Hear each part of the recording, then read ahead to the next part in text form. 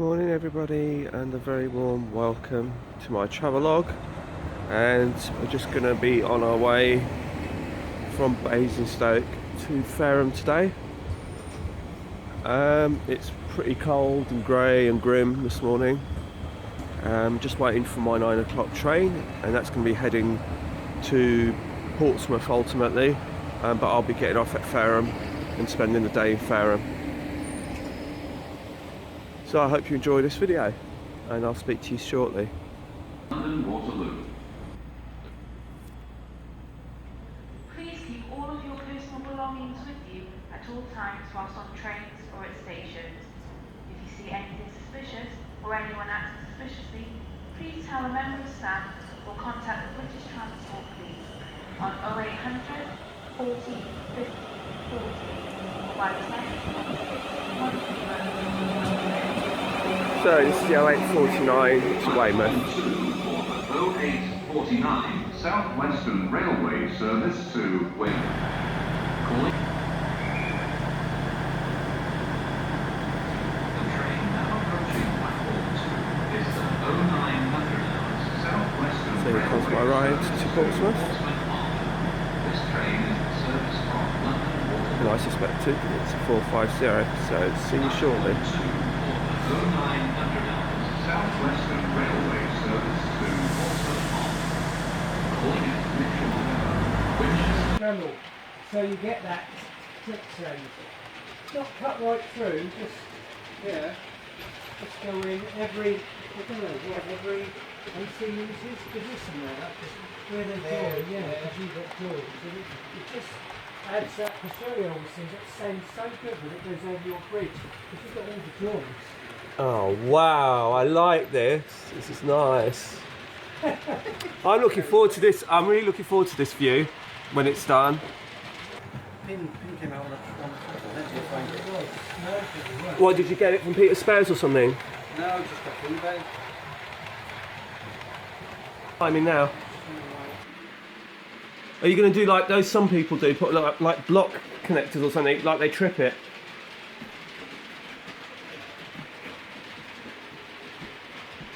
Oh wow. You know, when I go to see my friend at Cotton End, Nigel, he's starting to put some videos up. He was actually asking me the other day, oh, people have subscribed to me and they've commented and I don't know what to do. And I said, oh, you know, if you want to comment back, then well.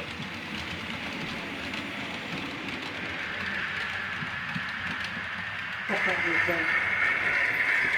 blue tap, white tap. Oh, look at the signs on it. Really good. I spend so much time looking and watching YouTube.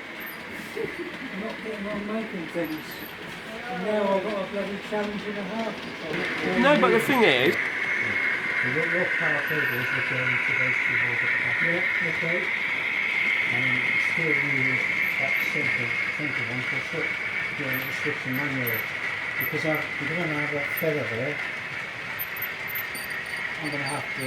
Yeah, You don't mind to after them, because So what you do is mark it with a pencil about 3 mil or so away from the sensor and chop that leg off.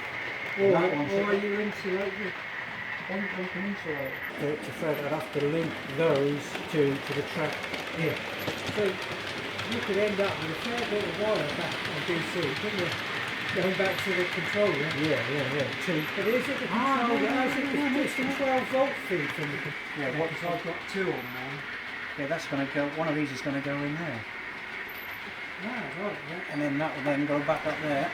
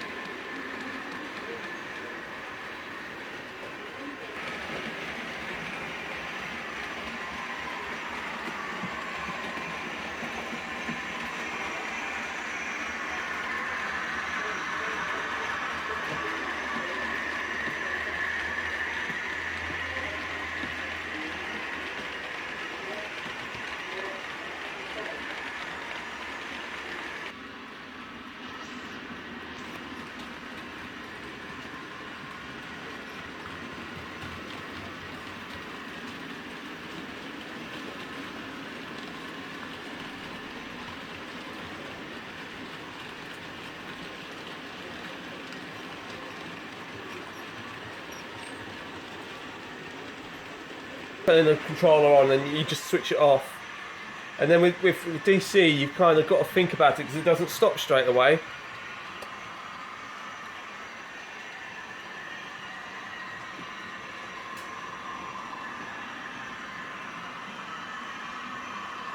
I was wondering if it's my Batmans do that as well, my 108s. That they kind of, as they're going down the hill, they kind of judder. Take two.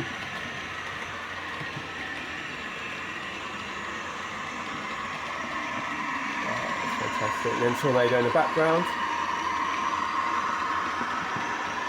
Excellent stuff. Shaky hand syndrome. There's the guy blowing his whistle. That's a really nice observation car. That kind of needs people in it, doesn't it?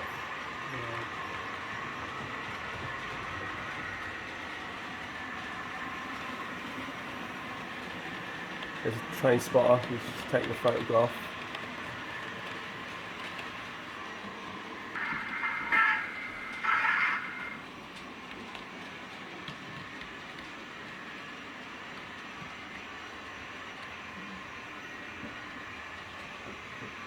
Excellent stuff. Railway service to Cardiff Central via Salisbury. This train is the service from Portsmouth Harbour. Mind the gap between the train and the platform. Mind the gap.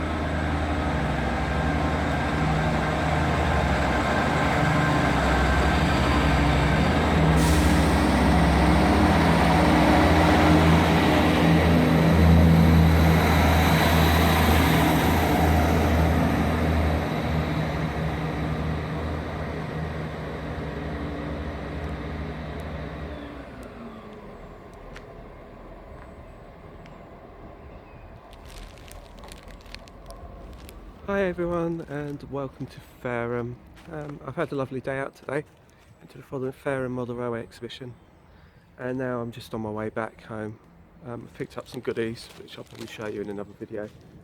But yeah, I'm just going to do a bit of filming on my way home whilst I wait for my train. So I'll speak to you guys soon, and I've got to change at Eastleigh and I've got a short connection time there. So if I miss my train there, then I'll have to end up waiting half an hour for the next train.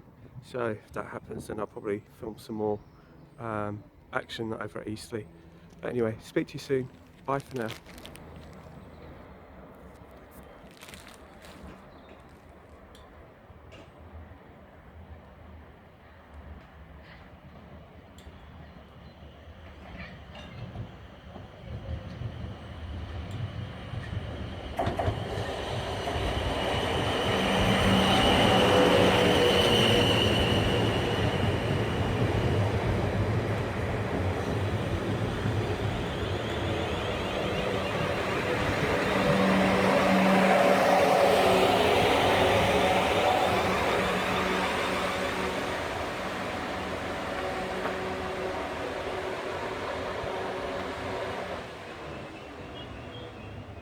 That's the 444.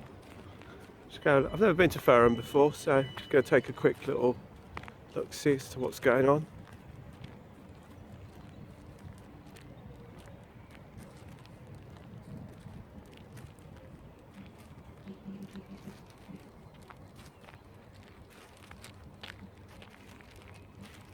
I always like to have a good look round.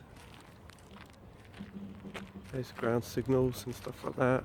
Disused railway lines, odd sleepers. It's always good just to have a good look round. Gives you ideas and inspiration. Seems to be a ballast kind of area here. And the digger, JCB down the end there to pile it on, I guess. I did see a freight train go just as we were pulling in, but that was carrying sleepers. We've got some containers over here, over in this yard, and a portal cabin down the back. And I think here, judging by the size, it was like a little railway, network rail, permanent way, stabling point, so I guess they stabled their vehicles here at some point. So we'll see. I'm a bit intrigued now by the train that I'm going to get on, because I was expecting to go direct, and it was my kind of, I forgot, I didn't realise that I had to change at Eastleigh. So I'm now wondering whether this is going to be a 450 or whether or not it might be a different, maybe a 158 or something. I might get lucky. I don't know. I guess we'll have a little look-see soon. But anyway, take care, and I'll speak to you shortly.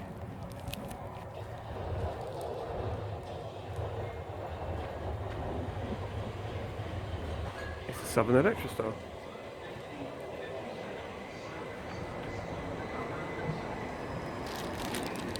Well, we're going to join this for a little short hop.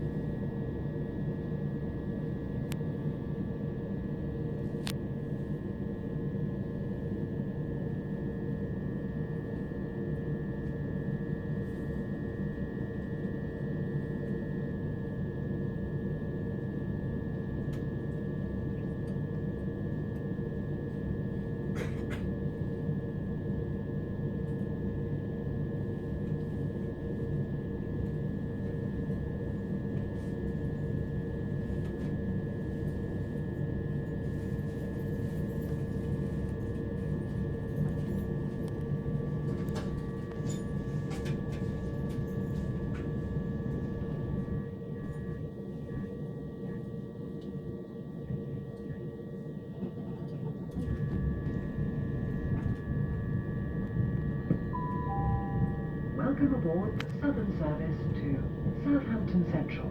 The next station is Eastleigh.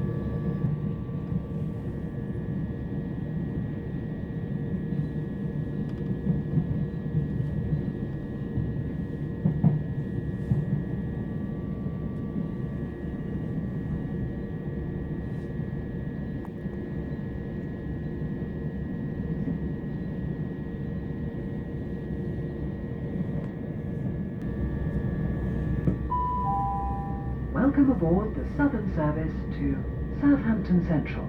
The next station is Eastleigh.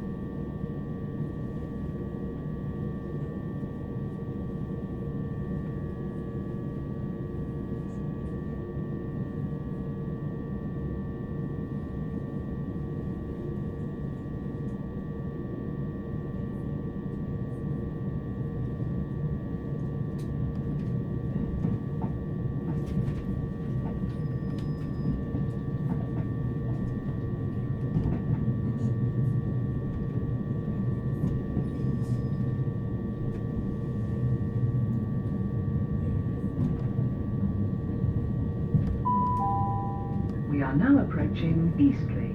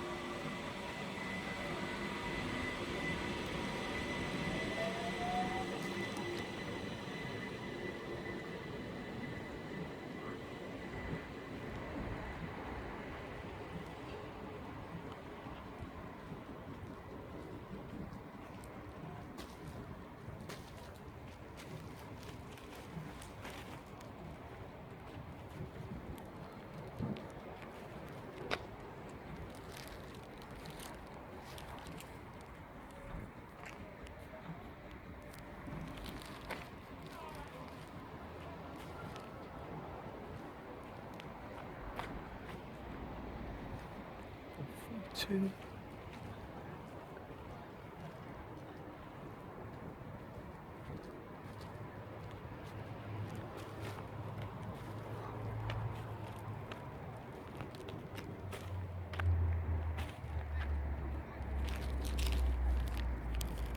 Hi everyone, I'm at Eastleigh and basically I've just missed my ride, so I'm going to do a bit of train spotting whilst I'm here, and there is a 158 just turned up, so I'm just going to show that to you right now.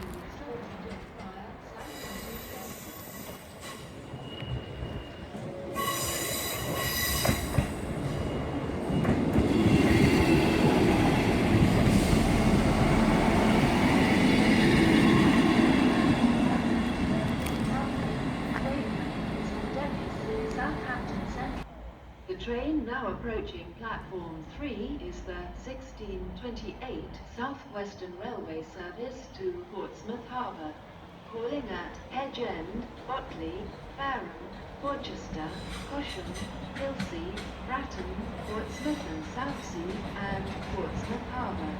Mind the gap between the train and the platform. Mind the gap.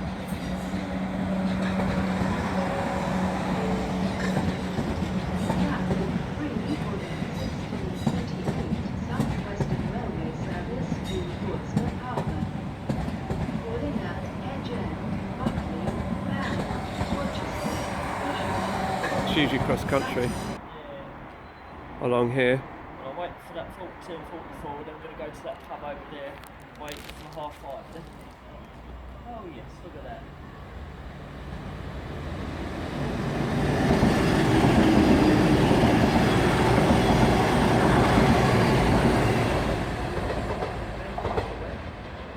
Manchester Piccadilly.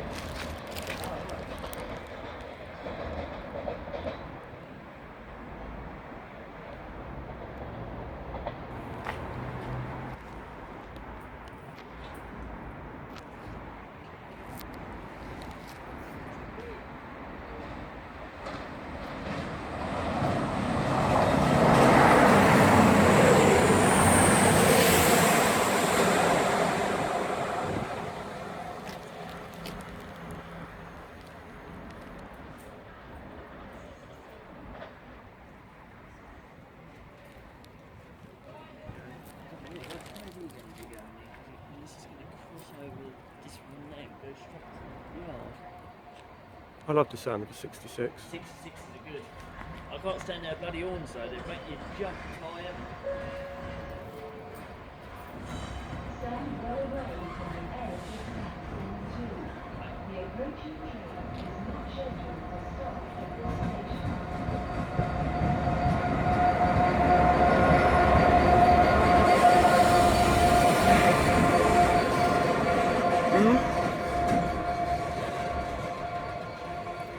So what's happening on platform 2? No,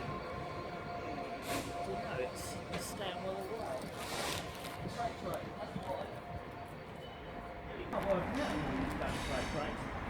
Light engine. Yeah, light engine. What's this one then?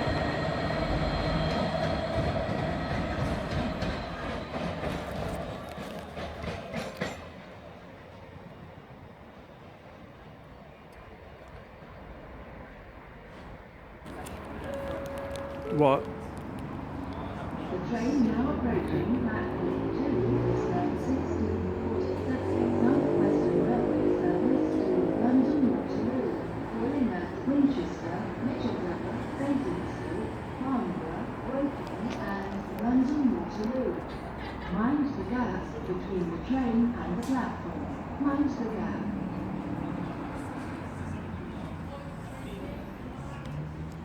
Oh look, there's George, right? Yep, this is me.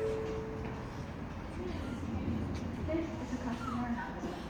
Please note the train will close 30 minutes before departure. Thank you. These kids are so... You don't fancy getting the next one? No. I want something to eat now. There we go, it's my ride home.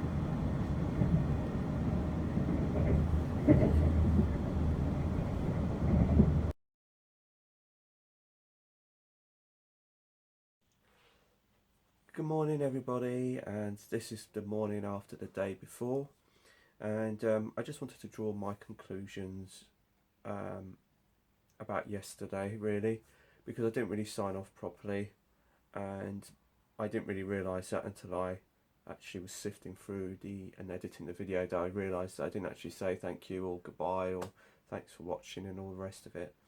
So I thought I'd just quickly add this little short clip at the end, just to sort of just to say thank you and just to explain my thoughts for yesterday.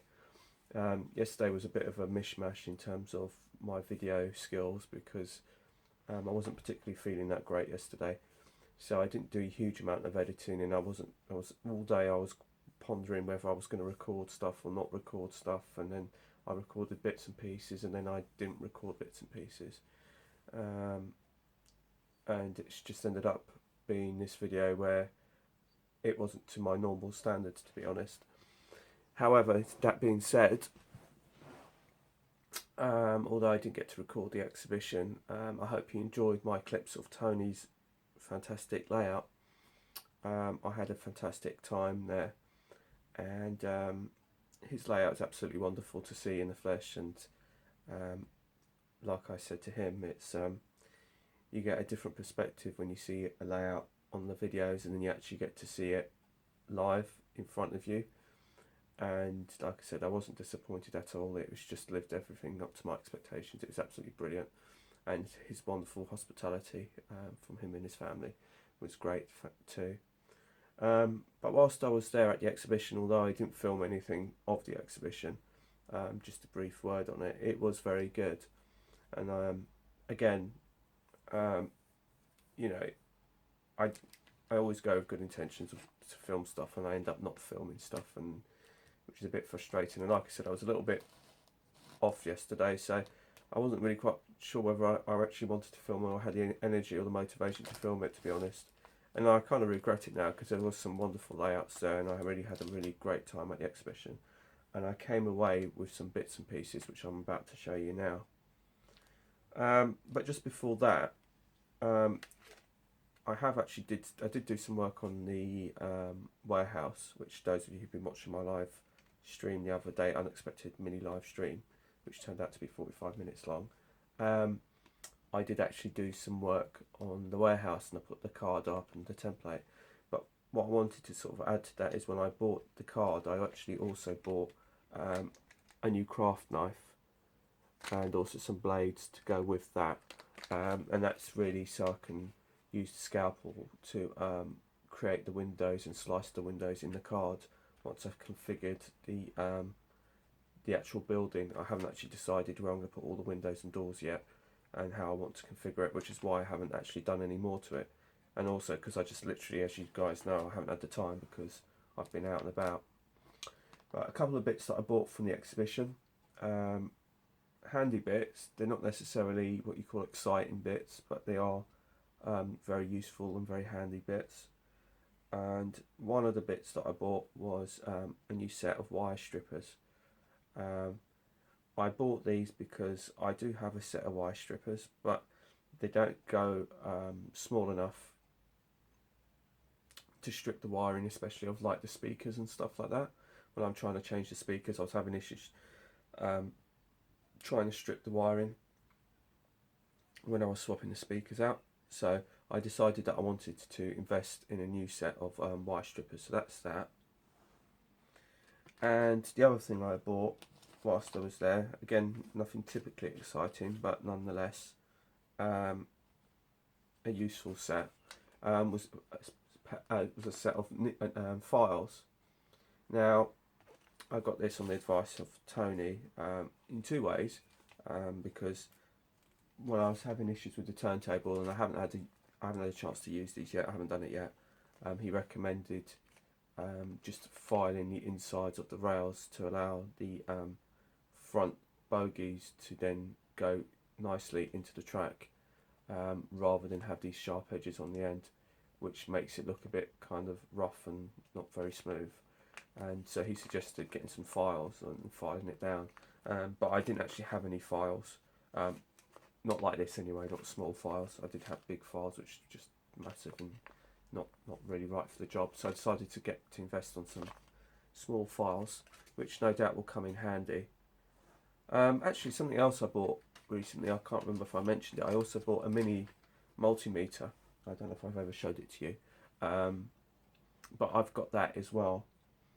A couple of other bits which I might as well update you whilst I'm here, because I wasn't expecting to do this, so I might as well just tack this on. So just bear with me and I'll show you the rest of what I've been doing and my other new recruit, really, which is just over there.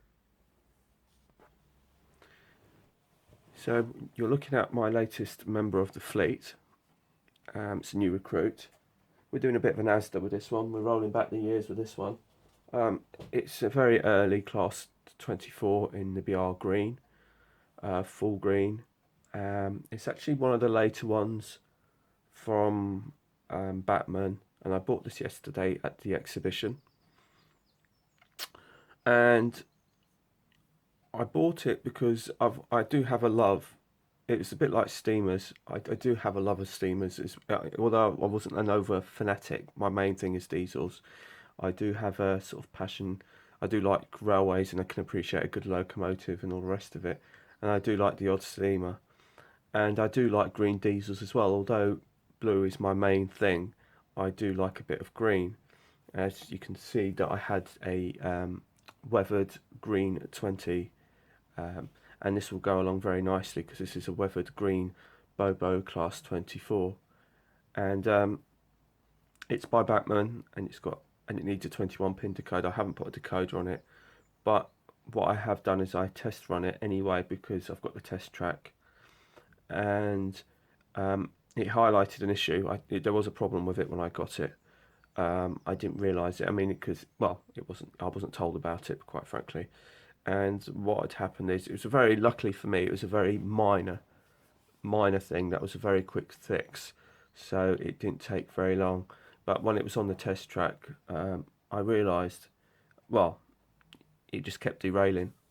Every time I got to a corner, it just derailed and fell off the track. And I wasn't quite sure why it was derailing. And it turns out that the bogie on one end, basically this is a plastic clip-in fit, and one of the clips, it wasn't clipped in properly, basically. So what that meant was that it wasn't sitting on the rails properly, and that one of the sets of wheels was like risen up because the plastic bogie had dropped down,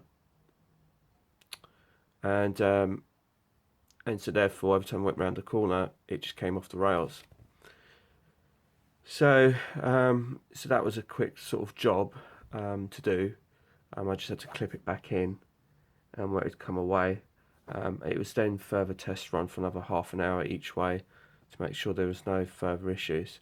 The only thing I have to do with this is I actually have to stick a decoder in it and make sure that the DCC side of the things on it is working fine. Like I said, it has been now since I've just clipped the bogie back in, it's been perfectly fine. But I mean, it was just one of those annoying things. And I guess it's one of those buyer beware things when you go to exhibitions and things like that, that you kind of buy things and you hope that when you're not buying from local stores, and especially if they're second-hand items, there is a bit of a worry that when you get it home, all might not be well with it, and then you have to have the hassle of trying to sort it all out. But luckily this was a pretty quick fix.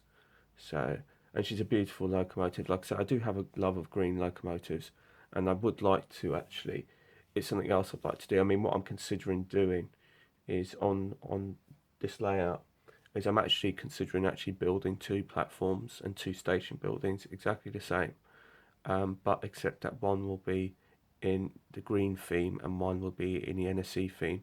So when I do run different periods, I could actually, in theory, just lift up the station and platform and just swap it out with the next era, whether it be the green one or whatever. So that's what I'm kind of thinking of doing, and then that will keep the layout relatively fresh in terms of keeping it live. If I want to run sort of BR green, I can run that era, and it still will look in place with the station building and its surroundings.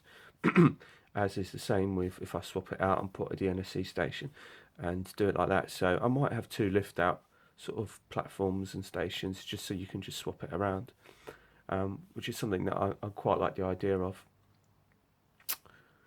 So the last bit before we go, because obviously this video has been going long enough already, so I'll just show you the last bit. So this bit is now my test track. I had some paint left over from when I did Volma, or was going to do Volma, and I started doing it, and I painted the fascia in this green, and basically this was the rest of that tin, and I decided rather than have just a plain wooden board, I would just basically paint it green, and I've put 2 ovals on it so I can test 2 trains at the same time. And also I added an extra batten vertically, 2 battens vertically, because so it supports it more, because there was a bit of a bow in the beginning. So as much as I wanted to keep the weight down, I needed to put those strengthening bits across to make sure it was straight and it wasn't going to cause any problems, and it hasn't done. At the moment I've still got my old Vector Morley controller, which is fine, it's fantastic, because a lot of my locos, as you guys know, still are analog. So what I've been doing is I've been testing analog locomotives on here and running them in again, and just to give them a bit of run time. And I've been using my controller, this Morley controller, just to run 2 analog trains at the same time and get them running and bedded in. And but I can easily swap this out and plug in a DCC controller, and like I said, once I get the new controller, the main controller for the layout, the Elite, will then be used on this test track here, and so then I can run 2 DCC locomotives at the same time. And also I don't have to worry about the numbering of them, because the easy command only goes up to about, I think it's 10 locos or something like that, or 9 locos. So and then they have to be numbered 1 to 9, so you can't have any sort of like 4-digit addresses on it or anything like that. So that's what I'm going to do with the Elite. Once I get the other controller, that's going to be used for this as well. So then I've got the option of running in my analog stuff, and I've also got the option of running in my digital stuff with these 2 different controllers. This is just a rough kind of setup for now.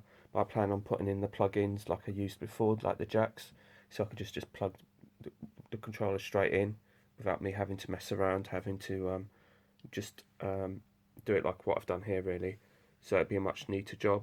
So I am planning on tidying this up a bit more, but it does do the job for now, and it has been proved very useful already to get some of my locos out of the boxes and getting them running. It's not anything elaborate, it's not anything fantastic, but it does do the job that I need it to do currently, and I'm grateful for having this, because it just means that now all those locos that I've had from Birmingham that have been sitting in boxes for time, I've been getting all the older stuff out first, the stuff that I think that has been sitting around the longest, and just getting them running, just so they're just not going to just seize up or whatever. So anyway, that's going to be that, and I'd like to thank you all for watching, and please feel free to comment and subscribe as always, and a massive thank you to Tony and his family for their hospitality yesterday, and also to Fred from the Wilbury line, Wilbury Castle, and I think it might be changing again, I can't remember, but it was nice to meet him and catch up with him again, because yeah, it was great fun. So all in all, a great day out yesterday, and thanks for your patience and watching my videos. Until the next time, bye from Ringwood South.